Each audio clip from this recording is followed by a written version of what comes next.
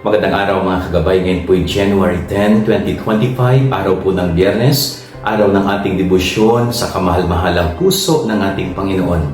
At maririnig po natin sa Ebanghelyo kung papaano pinagaling ng ating Panginoong Hesus ang isang taong tagtad ng ketong.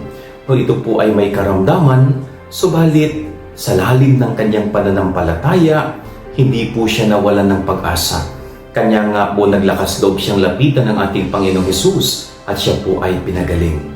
Napakaganda po ng mensahe ng Ebanghelyo at ipinapaalalang aral sa atin ngayong araw na ito.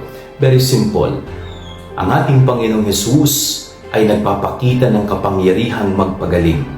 Hindi lamang po physical na sakit, kundi kahit yung spiritual illness na sinasabi po natin ay kayang pagalingin ng ating Panginoong Hesus. Kanya nga po kung tayo lamang ay patuloy na mananampalataya at mananalig sa Kanya, kung tayo lamang po ay magbubukas ng ating sarili sa Diyos, makikita po natin kung gaano kumilos si Jesus sa ating buhay.